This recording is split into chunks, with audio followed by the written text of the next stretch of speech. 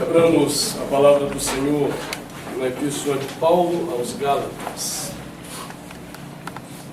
Epístola de Paulo aos Gálatas.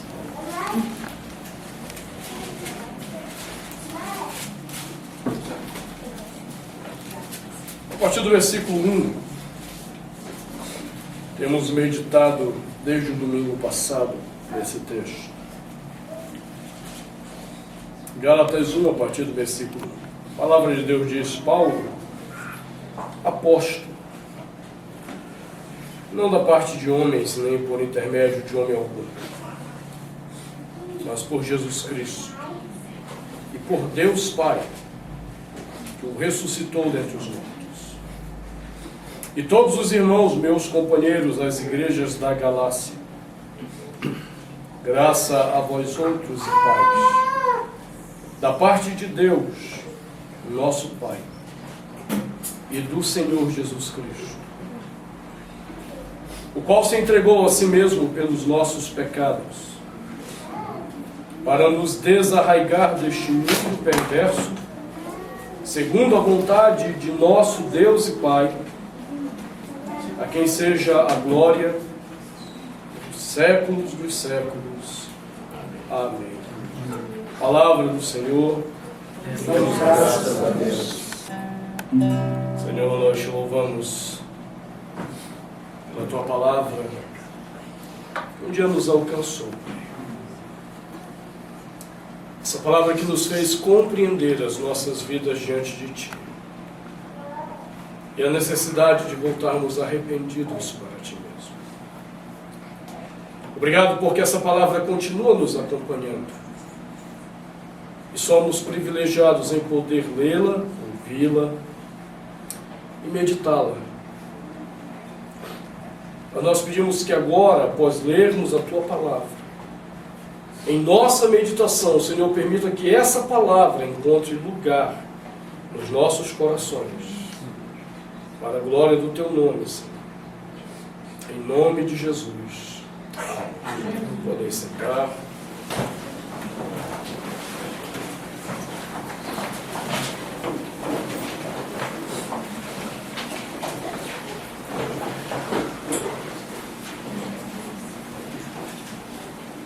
O que é o Evangelho? Essa tem sido a nossa pergunta desde o domingo passado. E começamos dizendo algo que para muitas pessoas foi até novidade. Eu encontrei algumas pessoas que assistiram a mensagem pela internet. Chegaram para mim e disseram: pastor, como foi bom ouvir aquilo, eu nunca tinha entendido naquela perspectiva. E como eu disse a vocês, é estranho, porque isso aqui é o Evangelho que foi pregado em todas as gerações.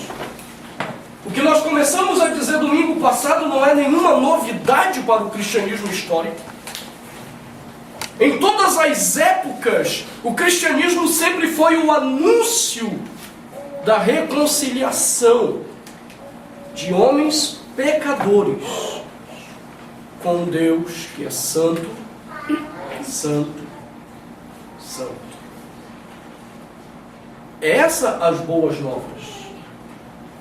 Quando nós falamos de Evangelho, nós estamos dizendo é reconciliação, porque o homem está afastado do seu Criador. Porque o homem vive em rebeldia no seu coração contra o seu Criador. E exatamente porque esse homem vive em rebeldia contra o seu Criador, ele precisa arcar com uma consequência muito pesada.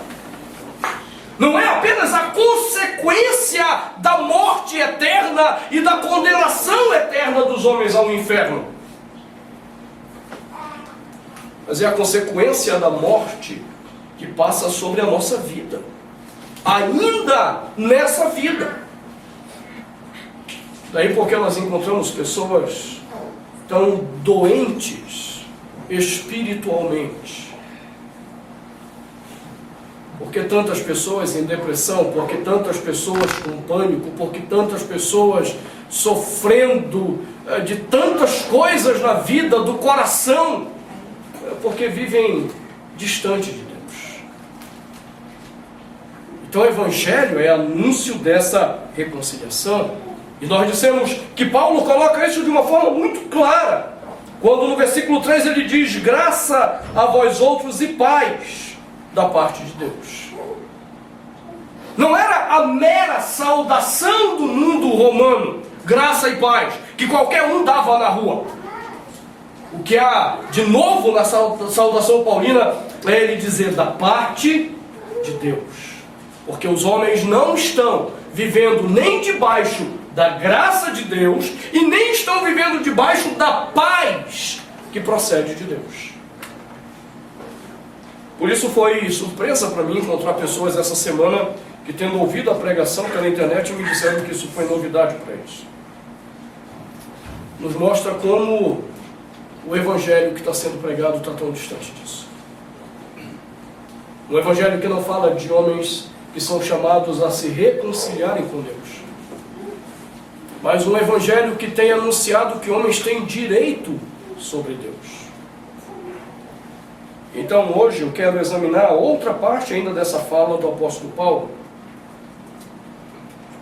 Paulo não somente disse graça a vós outros e paz da parte de Deus,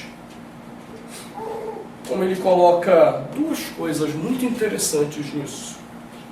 Ele diz: nosso Pai e do Senhor Jesus Cristo. O que é o Evangelho? É o anúncio da reconciliação entre homens pecadores com um Deus que é santo, santo, santo, e que nos coloca em posição de filhos dentro do reino. Não é apenas um Deus que olha para mim e diz: ok, você está perdoado. Ok, seus pecados estão perdoados. Ok, você não vai mais para o inferno, você vai para o céu. Mas o Evangelho me coloca numa posição de filho, num relacionamento novo com Deus. Daí porque Paulo usa essa expressão da parte de Deus, nosso Pai. E eis então que a igreja abandonou um outro ponto do Evangelho há muito tempo, que é a chamada doutrina da adoção. Só para que eu me certifique, quantos aqui já ouviram falar da doutrina da adoção? Levanta a mão aí. 1, 2, 3, 4. Não dá nem meia dúzia. Você está entendendo qual é o problema? Você que não levantou a mão, eu pergunto: o que você tem aprendido sobre o Evangelho se você não sabe o que é a doutrina da adoção? Esse é um ponto básico em todos os livros que tratam biblicamente do que é Evangelho. E eu poderia fazer uma lista enorme de livros para você que tratam desse ponto. Evangelho não é apenas Deus reconciliando homens pecadores por meio de Jesus, mas é trazendo esses homens reconciliados a um relacionamento de filiação com Deus. Você sabe por que nós não temos entendido isso? Por que nós paramos de anunciar essa verdade? É porque nós caímos em dois extremos.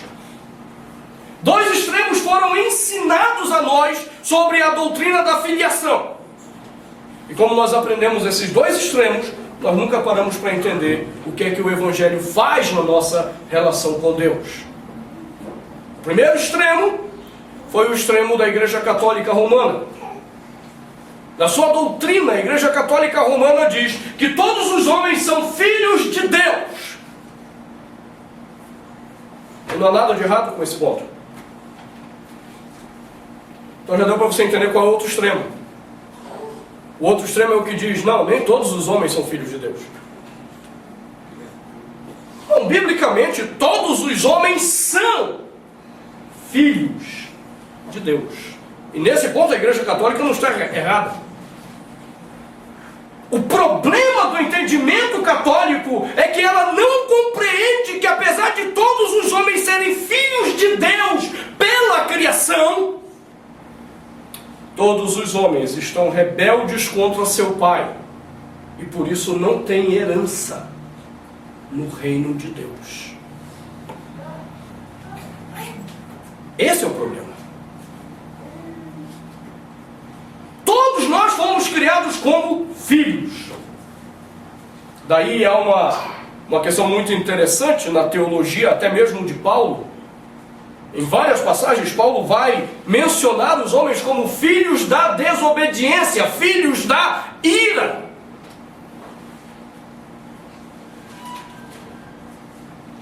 Porque somos filhos de Deus por natureza ou criação?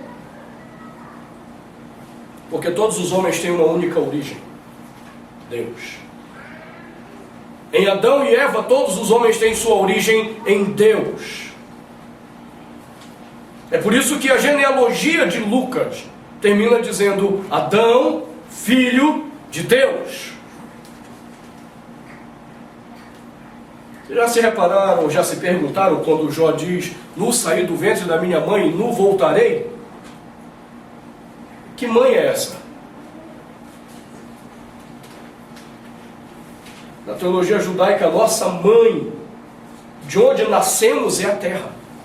E nós voltamos para a terra. E o nosso pai é Deus na criação. Então, nesse sentido, todos os homens são filhos? Sim. Todos os homens têm direito ao reino? Não. E Jesus exemplificou isso para nós de uma forma muito clara na parábola do filho pródigo. Tem muita gente que acha que o filho pródigo é o crente desviado. Não, irmão, tem nada a ver com crente desviado aquela parábola. Tem a ver com homens criados por Deus. E uns se rebelam e pedem a sua herança e vão embora. Então eles não têm mais direito sobre o reino de Deus. Eles não têm mais direito naquilo que é do Senhor. E é isso que o pecado faz com nós, faz conosco. O pecado rouba essa relação filial com Deus e quer que eu e você tenhamos independência de Deus. Então eu não quero mais viver segundo a vontade de Deus. Eu quero viver segundo o meu coração, segundo o meu querer, segundo aquilo que eu acho que é certo. E então eu me torno filho da desobediência. Então por isso não adianta fazer como a Igreja Católica faz. Pegar a criancinha no colo cedo, batizar e dizer, eis um cristão.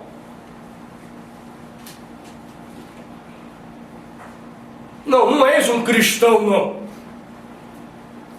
És um filho da aliança. És um filho que traz a marca da aliança nele, mas que só se torna de fato um cristão quando ele é reconciliado com o seu Criador por meio de Jesus, e nessa reconciliação ele passa a viver uma relação filial com Deus. Agora sim, eu posso chamar Deus de meu Pai, porque eu não estou com raiva dele. Eu não estou revoltado contra Deus, porque eu agora de fato o amo, porque eu de fato compreendi a minha pecaminosidade e voltei arrependido para Ele, como o filho pródigo fez.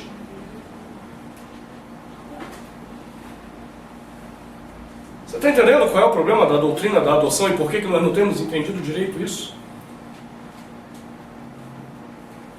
Porque em nome dessa coisa de que todos os homens são filhos de Deus, nos roubaram a verdade de que apesar de sermos todos filhos de Deus, os homens se constituíram rebeldes contra o seu Pai.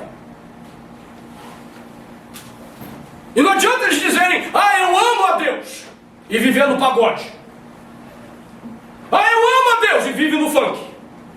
Eu amo a Deus, e vive nas drogas. Não, você não ama a Deus. Você o odeia como pai. E é assim que as pessoas vivem.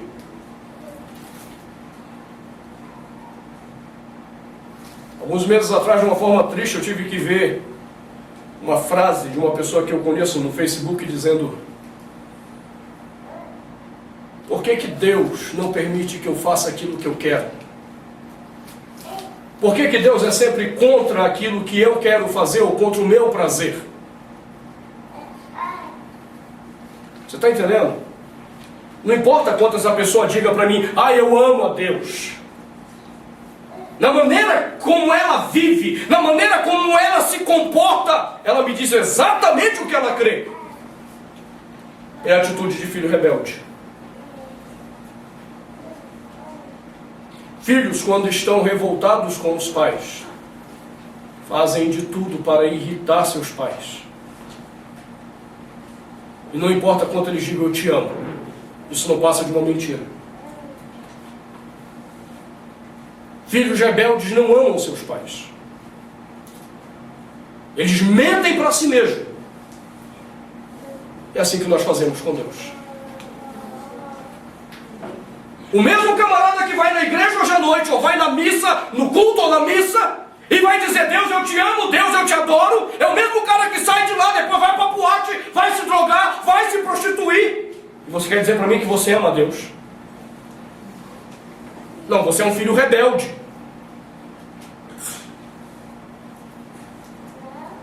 O que é pior, parece que é um filho que tenta fugir pela janela do quarto, como se Deus não fosse conhecer sua atitude.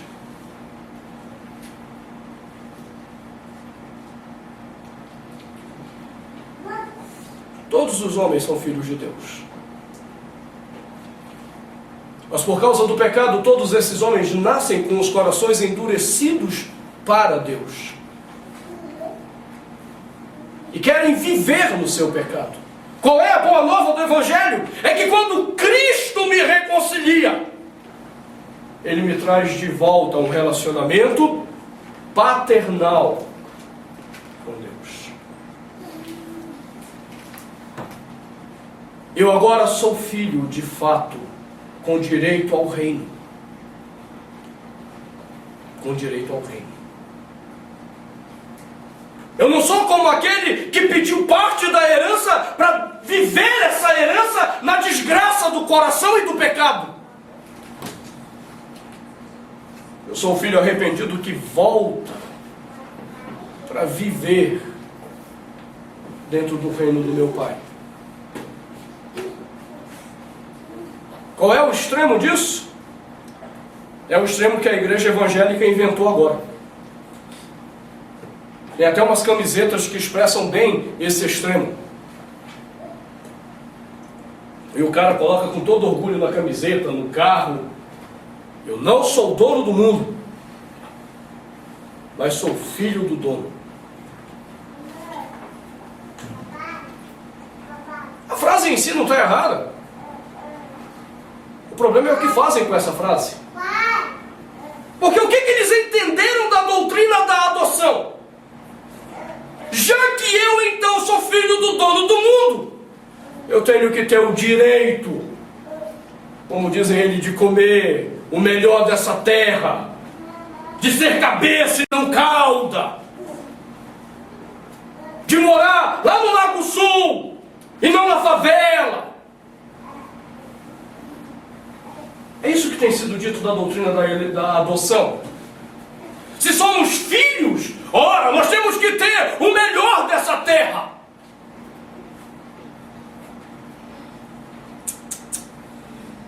Ai, quanta tolice, quanta besteira, quanta pecaminosidade de homens que não compreendem esse ponto do Evangelho. Nós somos filhos de Deus, reconciliados em Jesus. para termos em Deus a nossa satisfação. Lembra o que o filho pródigo quer apenas? Ele não quer voltar para depois dizer, olha, não tem mais um pouquinho de herança para mim? Não sobrou um pedacinho de terra aqui para mim não? Será que o Senhor não aumentou as suas propriedades e de repente tem um restinho de herança para mim? Não, a única coisa que aquele filho pródigo queria era que o pai o aceitasse de volta. A aceitação do pai seria a satisfação do coração daquele filho pródigo. Você está entendendo onde nós estamos chegando? A doutrina da adoção, da filiação em Cristo, diz que a minha satisfação está em serem aceito por Deus e não em benefícios materiais que Ele possa dar-me. Por isso o apóstolo Paulo, quando trata desse ponto, num texto mais à frente, dê uma olhada, Efésios, ele diz uma coisa muito profunda. Capítulo 1, versículo 3, Paulo disse: bendito o Deus e Pai de nosso Senhor Jesus Cristo, que nos tem abençoado com toda sorte de bênção espiritual nas regiões celestiais. Está dando para você entender? Aonde que está a minha bênção? Aonde que está a minha herança? Minha herança não está nessa vida. Minha herança não está naquilo que Deus possa me dar nessa vida. A minha herança está naquilo que é chamado de regiões celestiais. Por que é assim? Porque a região celestial é onde está a eternidade. Tudo que Deus possa me dar nessa vida é passageiro, transitório. E para a maioria das pessoas que não entendem o Evangelho, se torna ilusório. Pura ilusão.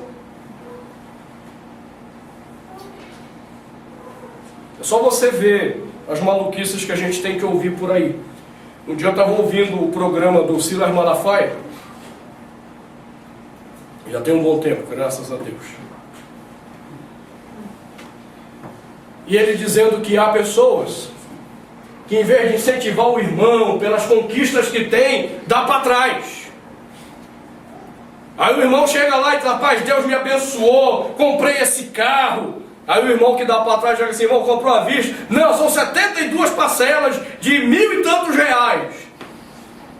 Aí o irmão, segundo ele que dá para trás, diz: que é isso, irmão, que loucura. E aí o louco do Malafaia diz: não, você tem que incentivar o irmão, porque Deus deu para ele. Deu o quê? Ele está devendo.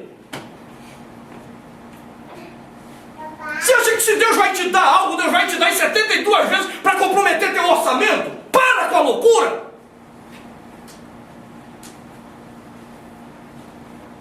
Agora é mais fácil eu colocar Deus no meio dessa história, porque se alguma coisa der errada lá e eu não conseguir pagar nem a segunda prestação, foi Deus, agora Deus está tirando. Aí os mais loucos ainda, você vai se contentar: não, Deus não quer mais que eu tenha esse carro. O outro vai dizer: não, você não teve fé. E aí a gente vai gerando uma doença atrás da outra em corações de homens. Você está entendendo como pode ser ilusório isso? Por isso Deus não se preocupa em nos dar coisas ilusórias. Deus trata de coisas eternas na nossa filiação. Quando Ele me chama em Cristo para ser com Cristo, irmão e co-herdeiro com Ele, são das bênçãos celestiais.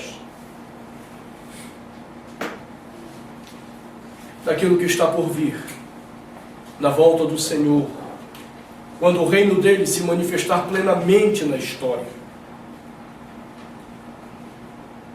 Essas são as bênçãos de sermos filhos de Deus. Então não é algo que eu vou contar nessa vida. Sabe o que é que eu conto nessa vida? do relacionamento gostoso de poder chamar Deus de meu Pai, sem nenhum interesse pecaminoso, poder chamar Deus de meu Pai, como aquele que pode me acolher, ser meu auxílio nas horas das minhas dores, ser aquele que vai me ouvir quando eu não tiver ninguém para me ouvir, e eu então poder chorar diante dele. Quando eu cair, eu saber que ele vai estar lá com a mão pronta para me reerguer novamente. Saber que ele é meu Pai.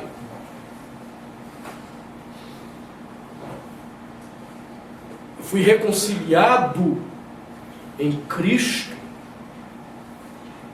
para um relacionamento filial com Deus. Um relacionamento de amor com Deus. Não um relacionamento de interesses, de mesquinharias. Esse é um ponto que as pessoas não têm entendido. Agora lembra quem é o meu co-irmão, segundo Paulo em Coríntios? Cristo Jesus. Você quer saber o que está reservado para mim como filho de Deus nessa vida? Olhe para Cristo. Olhe para Cristo. Ali está, na pessoa dele, na imagem dele, o que está reservado para mim, como herdeiro de Deus, filho de Deus reconciliado nessa vida. E a Bíblia me disse que o meu Senhor era um homem de muitas dores. Que toda a sua glória, toda a bênção, que foi restituída depois da sua morte e ressurreição.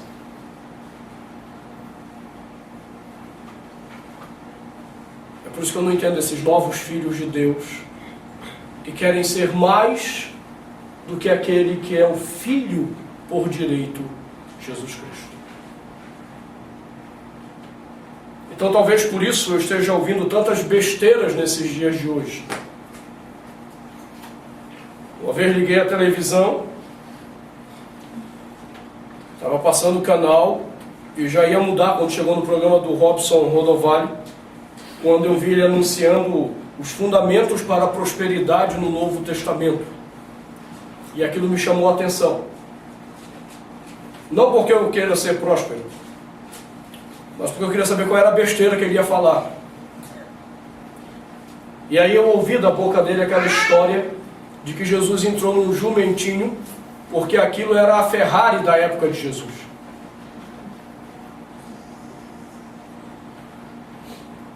Porque é difícil você olhar para o Filho de Deus montado num jumento e entender um jumento que nem era dele, ainda era emprestado.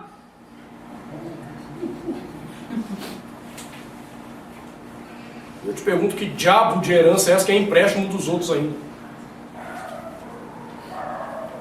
É difícil para o coração soberbo ver o Filho de Deus, de fato, de direito, Jesus Cristo, no jumentinho. Então tem que inventar alguma loucura para que esse jumento, que antes seria símbolo de humilhação, antes seria símbolo de humildade, agora se torne de ostentação e poder. Quando eu estava nas férias, eu não aguentei, tive que ver um vídeo de um doido de um pastor, chamado Abílio Santana, outro louco da Assembleia de Deus, dizendo naquele congresso do inferno, que são os gideões missionários da última hora lá em Camboriú. Aquilo ali é a manifestação do inferno, aquela desgraça que acontece em Camboriú. São pregadores loucos, que vão ali para explorar a fé das pessoas, roubar o dinheiro de pessoas. E aquele louco vai dizer, não, Jesus Cristo tinha uma casa na praia. E eu disse assim, Senhor, eu já li várias vezes a Escritura. Já li o Novo Testamento não sei quantas vezes. Que texto é esse que nunca ficou claro para mim? Aí eu fui ler o texto, em que Jesus saía da casa que estava na praia, e o louco entendeu que era a casa de Jesus, e o contexto diz que era a casa emprestada. ainda foi explicar como é que Jesus conseguiu a casa. José morreu, Jesus assumiu a gerência da carpintaria.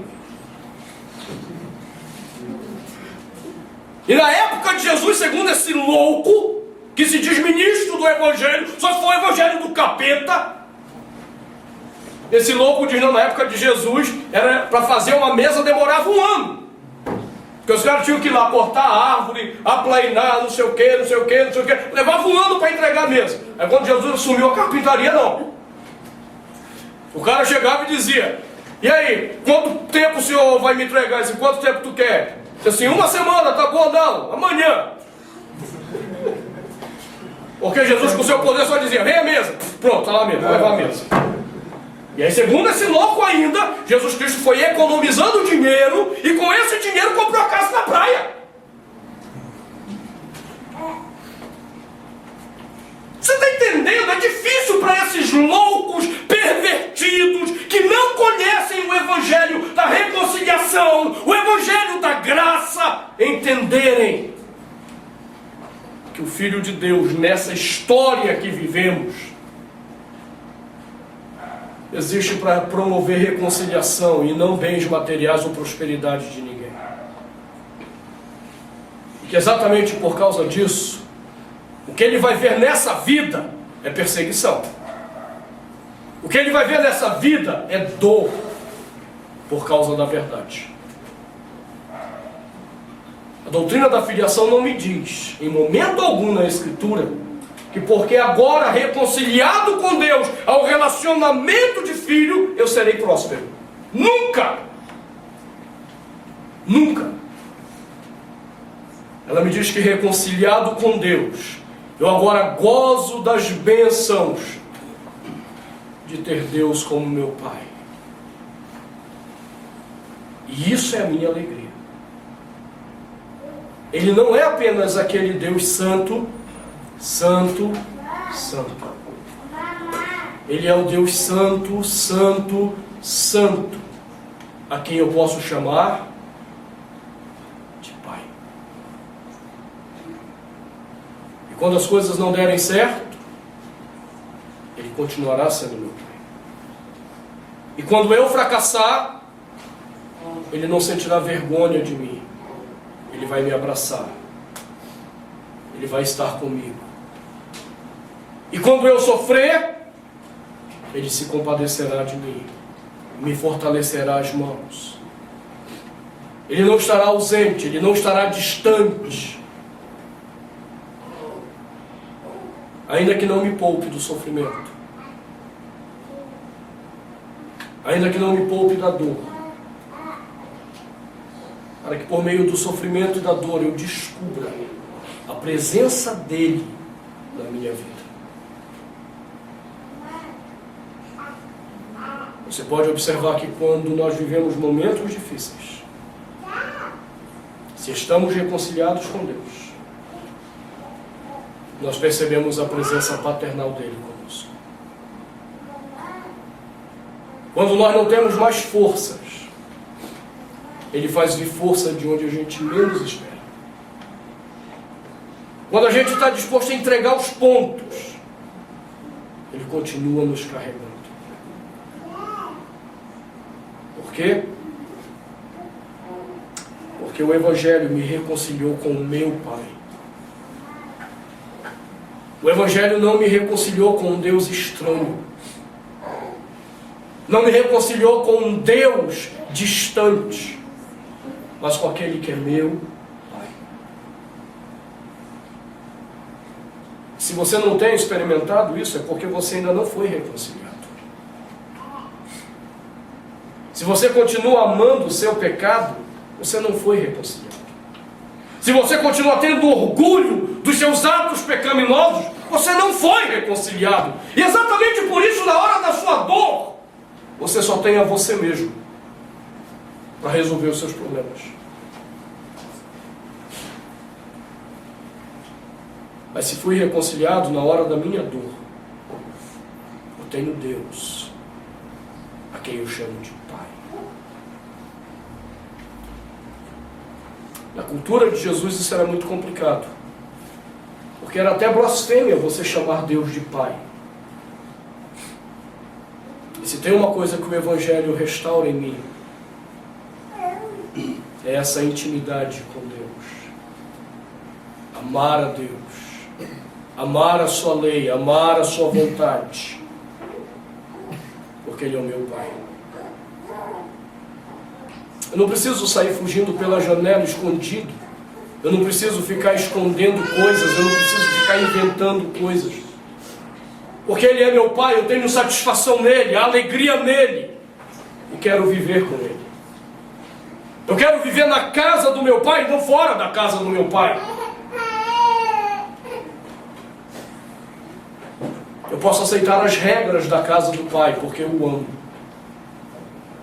Quando eu não o amo, eu não aceito as regras da casa do Pai. Eu me rebelo. Por isso, o Evangelho, ao me reconciliar, ele restaura o nosso relacionamento à paternidade da criação. Éramos filhos, em plena comunhão com o Senhor. O pecado nos roubou isso. Cristo restaura na vida daquele que conhece o Evangelho. O que é o Evangelho? É o anúncio da reconciliação de homens pecadores com um Deus santo, santo, santo, restaurando-os a um relacionamento paternal com este Deus. Há um outro ponto que Paulo coloca, e veremos isso no próximo vídeo, se Deus assim nos permitir. Quero convidar você a fechar os seus olhos.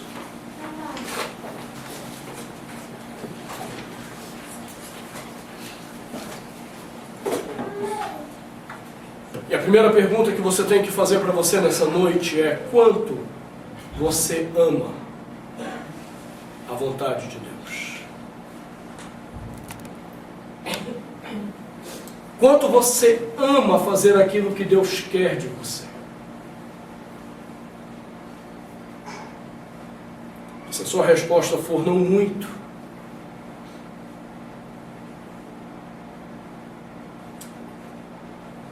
o Evangelho de Cristo te chama a se arrepender e voltar para Ele. Porque com certeza o seu coração não é reconciliado com o Senhor.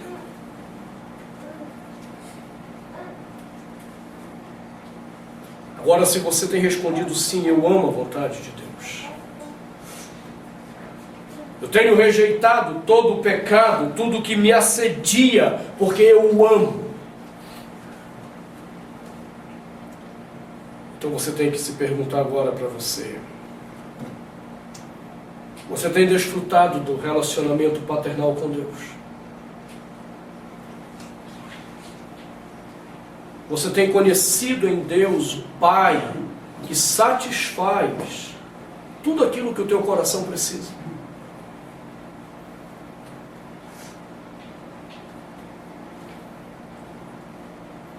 Se você não tem conhecido Deus como o Pai que satisfaz tudo que você precisa, então esse Evangelho não está claro ainda para você. Você até conseguiu enxergar, mas não conseguiu enxergar a plenitude desse Evangelho. A perspectiva de que você é filho.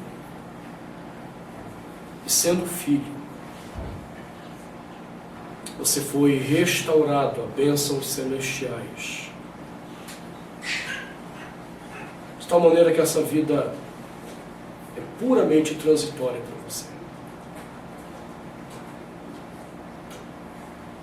Então nós convidamos nessa noite a pedir ao Senhor que te faça experimentar essa bênção da filiação. De tal forma que você saia nessa noite daqui com o coração alegre e poder dizer: Deus, Tu és o meu Pai. Não importa se meu pai e minha mãe fracassaram comigo. O Senhor é suficiente para mim.